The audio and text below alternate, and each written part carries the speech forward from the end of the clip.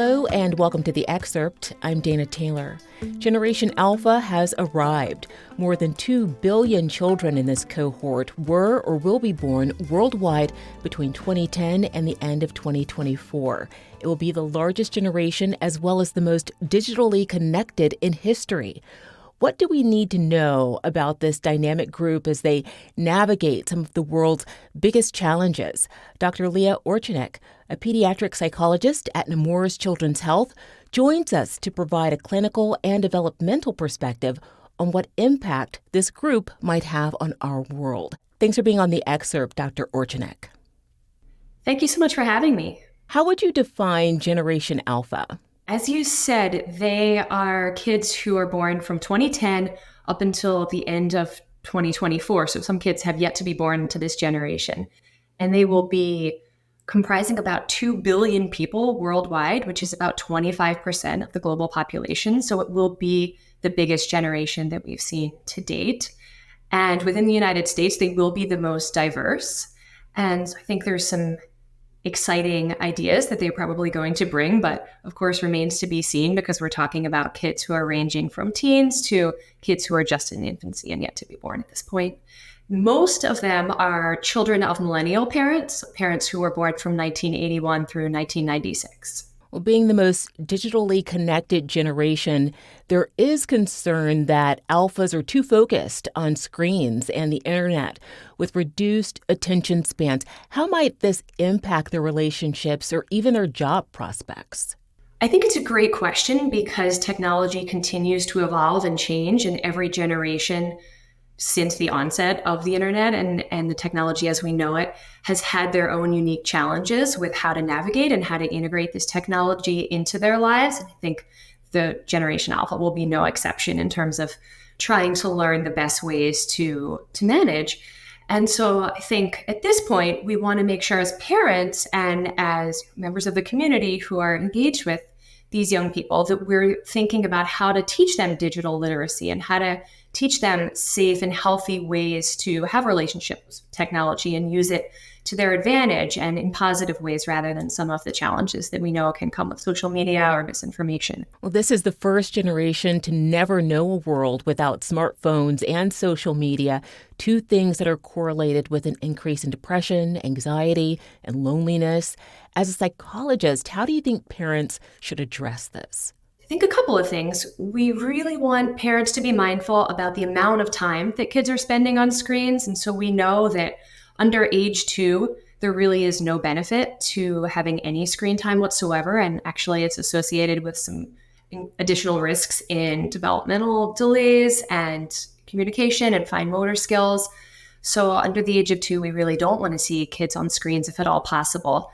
The preschool age, more than 1 hour a day can be associated with developmental concerns as well and lower pre-literacy rates and things like that. And so, again, thinking about how do we make sure that there's a balance between other activities and educational opportunities for kids aside from screens. And then moving all the way into adolescence, we know that the amount of time, specifically spending 3 hours or more on social media, has been linked to double the risk of anxiety and depression and those concerns as well. And so the sheer amount of time aside from the content or what's being shared is certainly a concern. Well, then on the flip side, being so tech savvy might serve them really well when it comes to access to information or various creative outlets. This sounds like a positive thing. And I think it can be.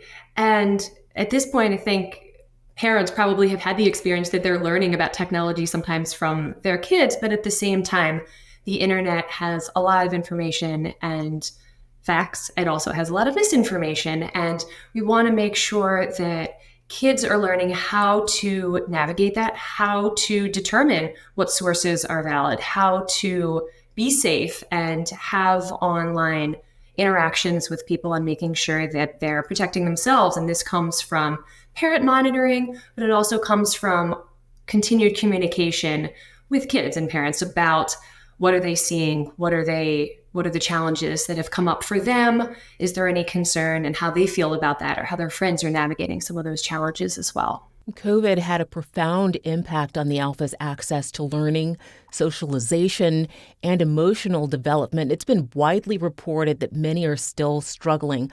What can we do to help them recover? We know that educational achievement scores in reading and math declined during the pandemic, and there was a lot of lost learning.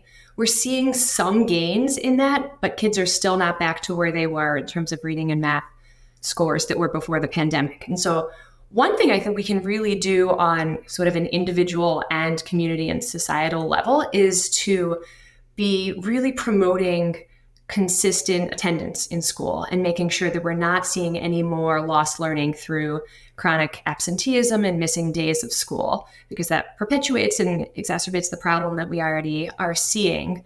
And I think when kids were in virtual school and not able to go, it sort of made school a little less consistent, I think is at the very minimum we can say. And so we want to make sure that kids have gotten back into the routine and are really there and engaged as much as possible. There's a lot of other ideas, I think, at the larger level on how do we really address educational disparities. Things like having summer school and additional tutoring and programs like that can help. Having parents and teachers have really good communication so that they're all on the same page if a kid is struggling, or they're all aware of the resources that need to be put in place to help kids who may be falling behind or haven't yet caught back up. Well, this generation's parents are primarily, as you've said, millennials who have put more emphasis on mental health and personal well-being. Is that focus being passed along to the Alpha children? Absolutely.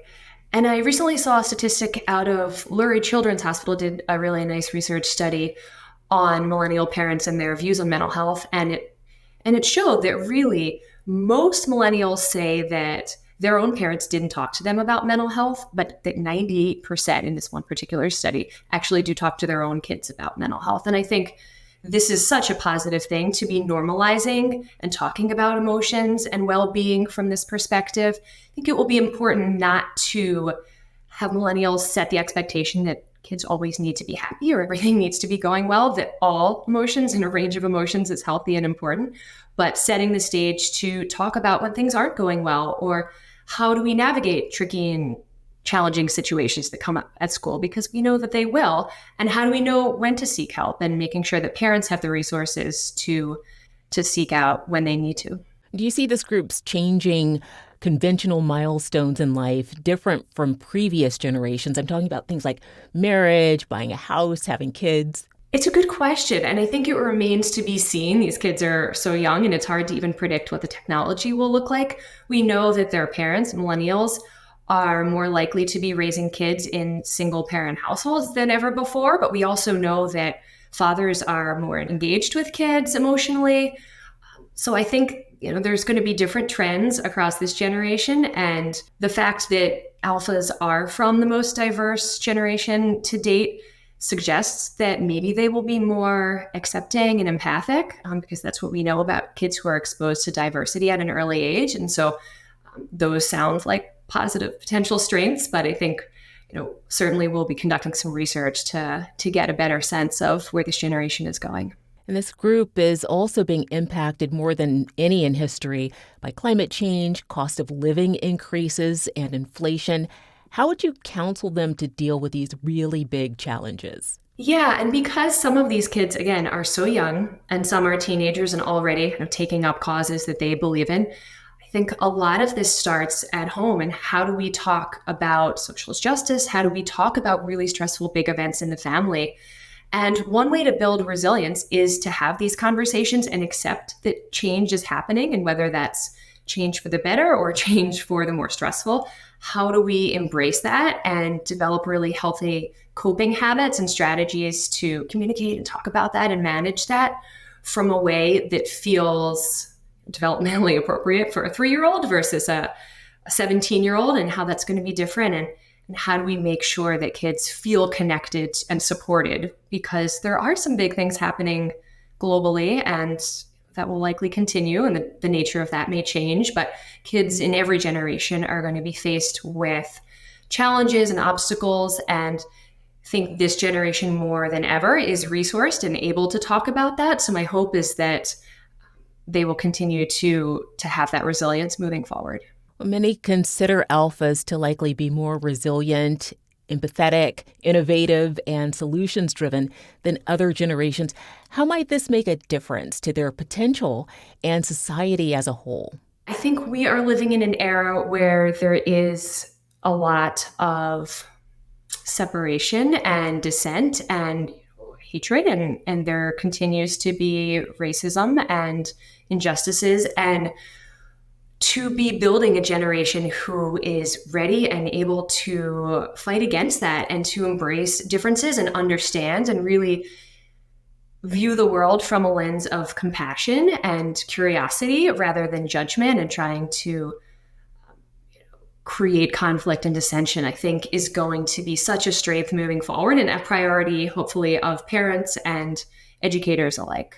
And then finally, what do you think most people don't understand about Generation Alpha? I've seen some media out there, social media or commentary that is a little bit hard on Generation Alpha, and these kids are kids. And I've heard the names about their use of screens and tablets, and the generation started the year the iPad was introduced. And so this is something that kids are exposed to, not something that they have invented themselves here. And so I don't think we should be blaming kids. I think we should be supporting kids and families, and parenting is difficult. And I think everyone is trying to do the best that they can. And so if we can really, as a society, avoid blaming and judging and rather thinking about being solution oriented or compassionate, how we can help everyone manage these struggles, whether it's technology and screens or overcoming racial injustices, I think that that's where we need to be moving as a society. And I think in many areas we really are.